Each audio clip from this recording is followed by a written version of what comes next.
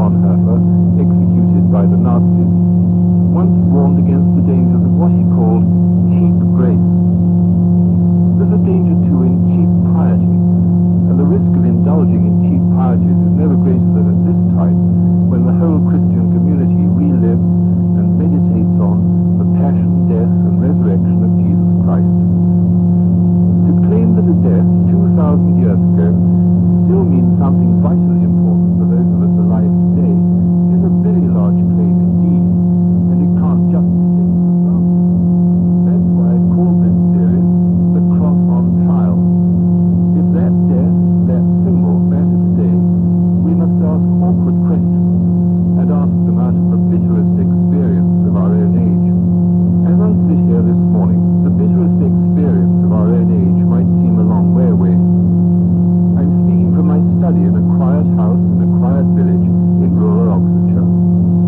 Across the road is the village hall, and nearby the village school.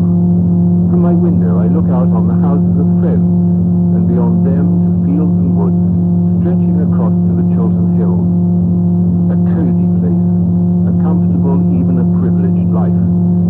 A long way from the pain, the misery, the terror of Calvary. A long way even from the bleakness and poverty of our inner cities, where so many today find their personal Calvaries, or from anything that suggests mental or physical suffering. Yet in my mind, there's not much coziness. Can there be in the mind of anyone born into this century which a writer once prophesied would be known to future historians as the age of murder? As I sit here in these comfortable surroundings, even I carry memories of violence, fear, pain, moments when the horrors of the age have broken in, unbidden and unwelcome. The war and the London Blitz, and coming back from school to find my home smashed. Memories of fellow students of the priesthood, who later met violent ends, gunned or dying in prison, innocent victims, America, Eastern Europe, of the war, swept the world since 1945. True, men and women tortured, driven into exile. Archbishop Romero of El Salvador, the champion. Murdered sometimes by regimes themselves claiming to be defending Christian values.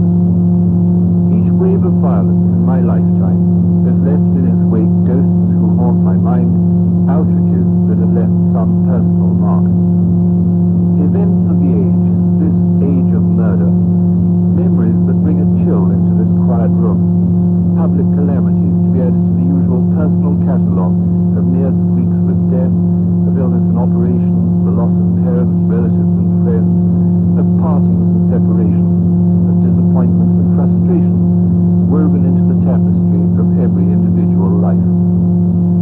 Beneath the surface is any human life cozy and comfortable, any life easy and untroubled, and if not, what makes sense of it all? The answer I wish to explore in these talks isn't self-evident, though from the little I've said I hope it will be clear that it's an answer that hasn't gone untested.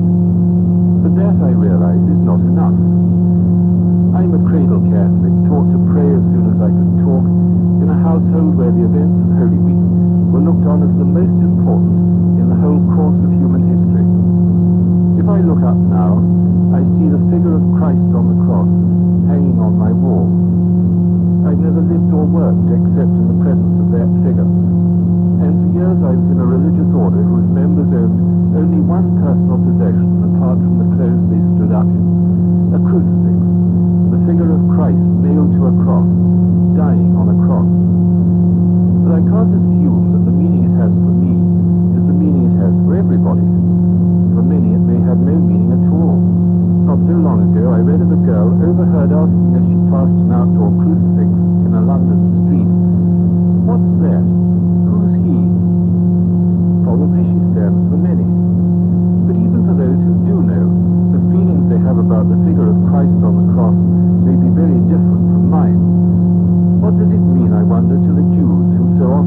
persecuted by Christians and know that what happened on Calvary has often been the excuse, can they possibly look on that figure without a shudder? Again, what has that figure on the cross symbolized in so many countries around the world invaded and colonized by Christian Europeans? Countries where the missionary arrived with the soldier and the trader, where the cross accompanied fire, sword, and pillage. Of course, that's a complicated story and one mustn't oversimplify it. But surely only a very one-eyed Christian would refuse to admit that the cross has often been terribly abused, and its message of peace and hope obscured by cruel deeds and misguided zeal. Even closer to home, it can't be taken for granted that the cross is always seen as reassuring. In his recent autobiography, Gerald Priestland's No Enemy to Christianity tells how his boyhood was overcast by a religion which seemed obsessed with blood, sin, and guilt, and how when he looked at the figure hanging on the cross, it seemed to say, "You did this to me." If that doesn't stir a few painful memories in others, I'd be very surprised. After all, the cross is a powerful symbol, and to many people, quite understandably, a pretty morbid symbol. I said earlier that I'd always lived and worked in the presence of a crucifix. But what would I or anybody think of someone who always had in their room a model of a criminal being guillotined or strung up on a gallows? What, we might reasonably ask, is going on in their head? Yet no matter how it's cleaned up and turned into a work of art, that essentially is what the crucifix is. A man sentenced to death, beaten and bloody, and being executed by one of the most atrocious and painful methods ever invented. Can anybody really live with such a sight and stay reasonably sane? Especially if part of the message is that all of us had a hand in the business. Isn't Priestland right to want no part of it? Right to say, this is emotional blackmail, and I will not stand for it. To start this Holy Week to consider the Passion of Christ without taking these different views into account is surely to cheat. The case against the cross is a powerful one. If the business of the Christian is, in St. Paul's words, to preach Christ crucified, the true meaning of that figure has to be explored with care and reverence, but without cloying sentiment, and it has to be explored in contexts which put it to the test. The sophisticated context of our automated, computerized, nuclear-haunted, industrialized world. The context of the hunger-ridden, war-torn, poverty-stricken third world. And not just in extreme situations, but also the familiar situations of ordinary life. What's the link, if any, between these and the cross? What and how does it say anything to us? The attempt's worth making because if it would be wrong to ignore those who find the cross disturbing, it would be equally wrong to ignore the evidence on the other side. For 2,000 years, the figure of Christ on the cross has for millions been the key to the meaning of life and inspired faith, hope, and self-sacrificing love, even in situations of blackest despair. I remember once hearing a man describe what he'd been through in Auschwitz concentration camp. It was a chilling story. When he'd finished, I asked him, "How on earth did you hang on to your faith in a place like that?" "That is where I found it," he said. I think too of a nun in El Salvador who was asked by an interviewer after several of her companions had been raped and murdered, and her own life threatened, how these things had affected her. "I am full of hope," she answered simply. The cross has taught generations of Christians to see something about God which enables them genuinely to love Him, to reject cynicism, to lead lives of real unselfishness, to face truths about themselves which repressed can lead to a great deal of emotional and spiritual sickness, and to face death without fear. These too are realities that deserve to be recognized. It's hard to believe that such effects would have lasted for centuries if they depended merely on sentiment, and equally hard to believe that our own age would be better off without them. Still, it's the fact that the cross stirs mixed feelings, including feelings of disgust and violent antipathy, and that should come as no surprise. Christ himself said he would be a sign of contradiction,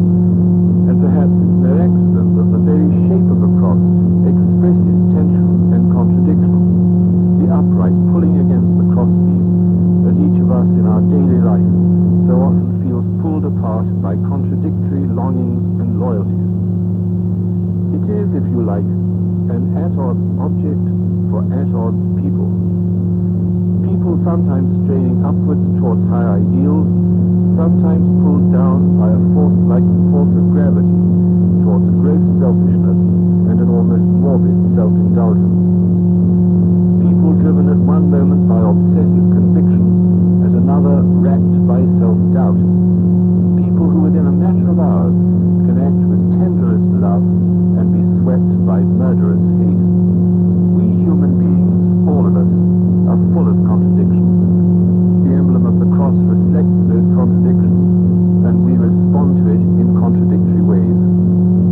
In that we're no different from the people who stood on Calvary 2,000 years ago and watched Christ being crucified.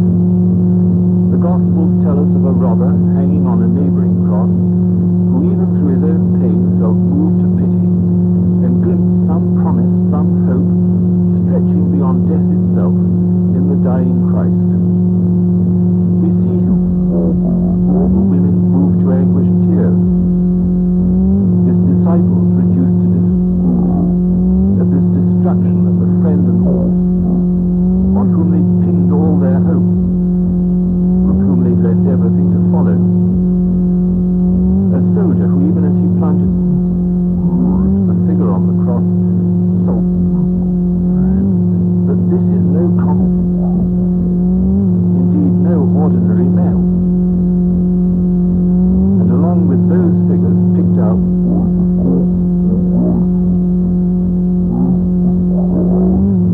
men, women and children who just a day or two before had been cheering themselves silly as this same Christ rode into Jerusalem, cheering him like a hero, but now looking on with disgust, with anger and loathing, or with bored indifference. Altogether, it's an unlovely scene, a raw picture of a vicious event, a bleakly unsentimental picture of human nature in all its variety of weakness, blindness, and cruelty. The one thing it doesn't suggest is consolation and inspiration. If we, you and I, find it difficult to pierce behind the blood and pain of this death to a deeper meaning, we're doing no worse than those who once stood on the hill of the cross and actually saw Christ die. But while then it seemed the end of the story, now we know it was only the beginning. The Cross on Trial was presented by the Catholic writer and columnist John Harriet, and tomorrow morning at the same time he considers the cross as a key to meaning, life's meaning. In a moment, the daily service, and that's followed after 11 o'clock news by Down Your Way, and today Brian Johnson visits Cockermouth in Cumbria. But now it's...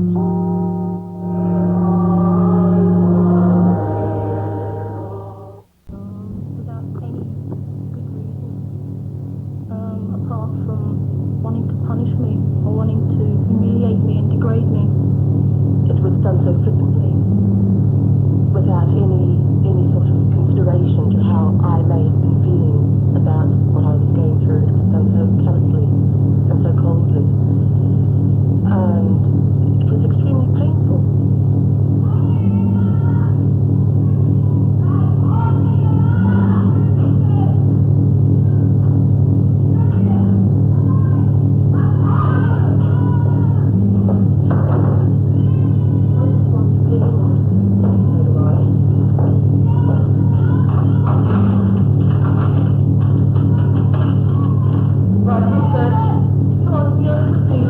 Every day in Britain, thousands of people in prison, many of them on remand, are ordered to strip naked.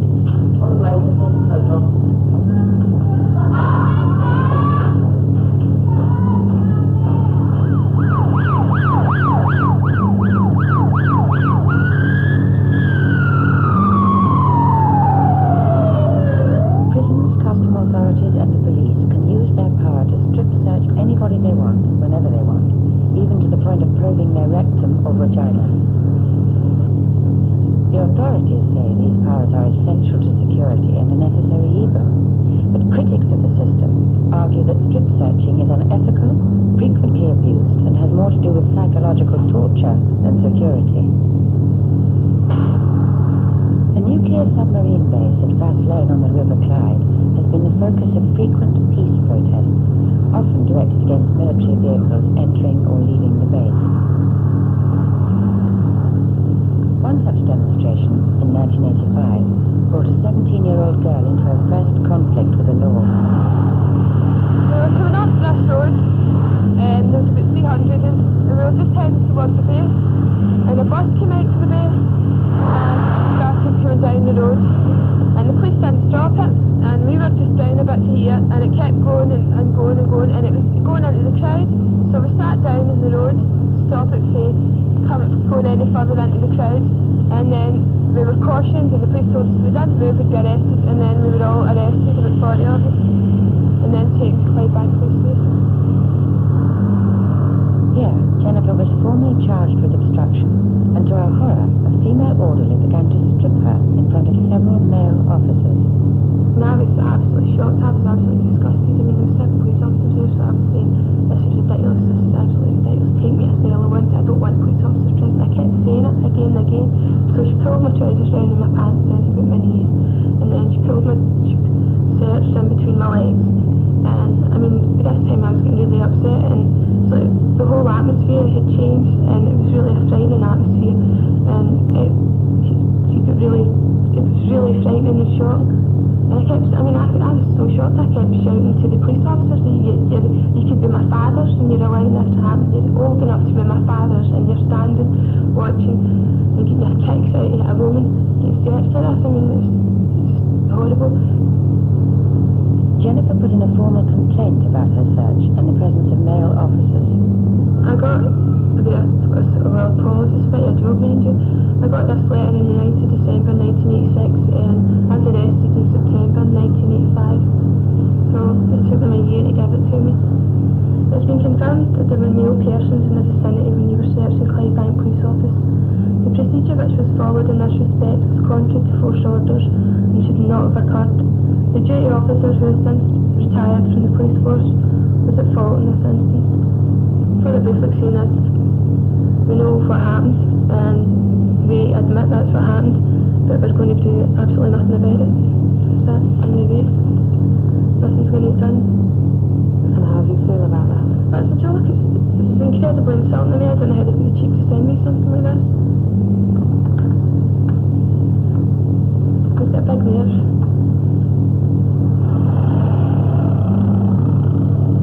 Male protesters arrested with Jennifer weren't strip searched. So were the police really looking for anything, or simply abusing her with a primitive searching procedure which is surely out of date? As you can hear from this device, the metal detecting arch behind me picked up the amount of metal that I'm carrying. The arch is very similar to those that can be found in airports pretty well anywhere in the world. What I'm holding is a portable metal detector. It's used by police and security forces pretty well everywhere around the world at the moment, and it's designed to be foolproof and to pick up metal pretty well on anybody. As you'll see, it'll pick up my wristwatch quite easily. In the suitcase, I have explosives detector. It's one of many which is being manufactured in Europe, States, again around the world. And if I turn it on, it'll probably react to the temperature in this room and may make a little noise.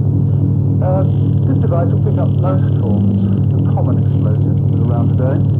It won't pick them all up. And that's true probably of most security devices. You have to know what you're looking for. There's no magic answer. There's no single machine that'll do everything.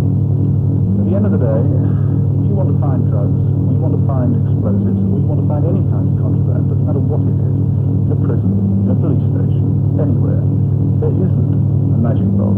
There is really only the efficient, quick strip search. Despite frequent strip and rub-down searches, drugs, weapons and other contraband enter prisons daily. Governors, though, are reluctant to order more searching. It's not an activity that most governors want to see increased, because it has a very potentially disturbing effect on any man. Any man or woman, if you strip them. We rely a great deal on our clothes for our personhood, actually. We don't realise it until we're taken for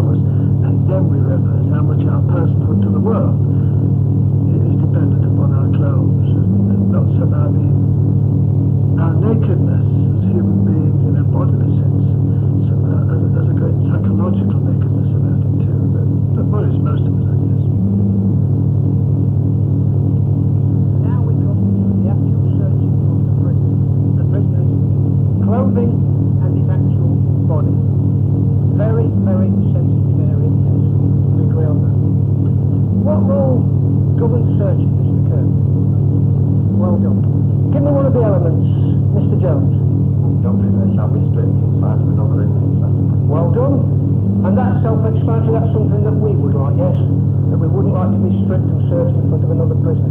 So what we would do would simply close the door to ensure privacy. Give me another element, Mr. Denny. Seeming manner as is consistent with the discovery of any item which you may have on him. Okay, that's a bit of a mouthful, isn't it? Let's have a bit closer look at that, a bit finer detail. In a seemly manner as is consistent with discovering anything concealed. So what we're saying is, yes, we are searching with a view to discovering anything that may well prejudice the security or the good order of the establishment. Another one, Mr. Causey, another element. Alright, that now is far more appropriate and evident than it's ever been, because we've got serving male prison officers serving at Holloway. What's the fourth one, Mr. Mulder? Prisoner will be searched for taking in custody by an officer on his reception or when the governor thinks necessary. When the governor directs. Well done. What the trainees aren't taught on their course, but may learn when they reach the prisons, is that the strip search can have other uses. The product it yields in terms of the security aspects are so slight that there can't be much question this being the only reason for carrying out strip searches. I think in most prison situations you want the prisoners to appear to be as submissive and quiet and docile as possible, because the more docile the prisoners are, the more peace the prison gets, the prison officers get. So you actually really want the prisoners to behave in a cowed and submissive way. And if you keep treating them in that way, then eventually they'll become like that. So it is a very effective and I think a very calculated way of control. Okay, before we commence strip searching the prisoner, what is one of the elements of Prison Law 39 we need to consider at this point? Strip search for a regular prisoner. That's right, no prisoner shall be stripped and searched for the side of another prisoner. Mr. Roberts, could you close the door to ensure privacy? Certainly, sir. So you've had a cell search, we've searched your property, we've searched your cell, we're now going to have a strip search of your cell. Have you had a strip search before? Well, that's good. I will talk you through each particular part of it. You will not be totally naked at any one time. Okay? Would you let's put a blanket down, Davis, because that floor is a little bit, there we are, stay on the blanket. No problem, stay on the blanket. Okay, Davis, would you pass me one of your shoes, please? We need to take our time, same with all of it, have a good look through. Check down the trousers, the fly area, turn the legs inside out. Check the turn-ups, anything in there, or it could be sealed, anything could be hidden in there. A good tip for you is to leave one leg out. Then you take the other leg out. If you put it back in, it could be that you pull the same one out twice. Same again, check the whole of the trouser, the actual leg, the seams, turn-ups, that everything is satisfactory. Another back pocket there as well. Okay, Davis, please pass me your underpants.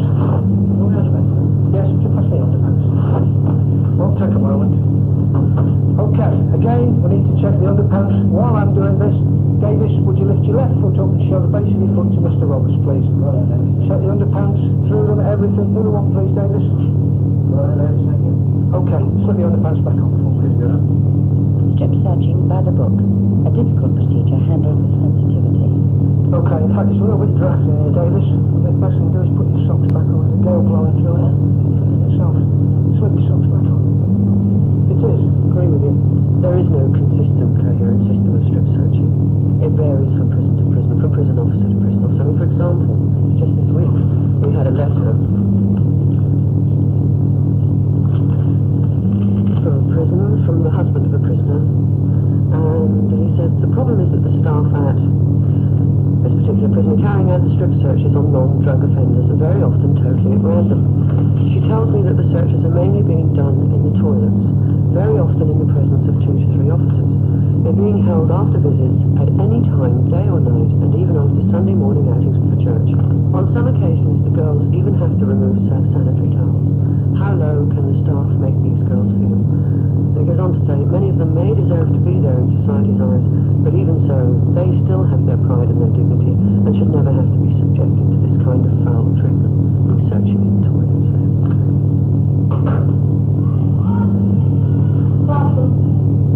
Clean Break is a theatre group made up of ex-prisoners who want the public to know what people go through in prison. This reconstruction shows that the humiliating reality is far removed from the theoretical world of the Prison Officers Training College.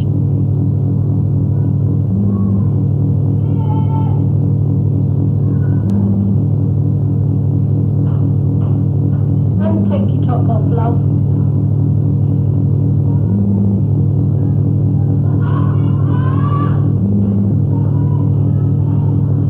And the rest.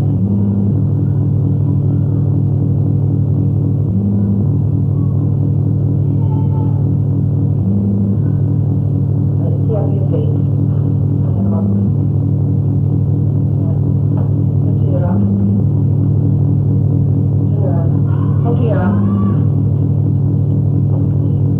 The other side. Right, open your mouth. Under your tongue. Hold your hair up. Give it a twirl.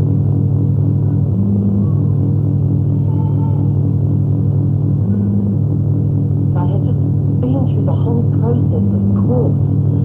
And, you know, the whole feeling of what's going to happen to my life outside and my friends and everything, and your whole life is suddenly shattered. And then that just really hit home when I was body stripped. It hit home of the degradation and the whole meaning of the whole situation. It was extremely, extremely humiliating because I'd already been stripped of everything else, and standing naked with no clothes on, I felt so exposed and extremely, extremely vulnerable, and I felt so ashamed.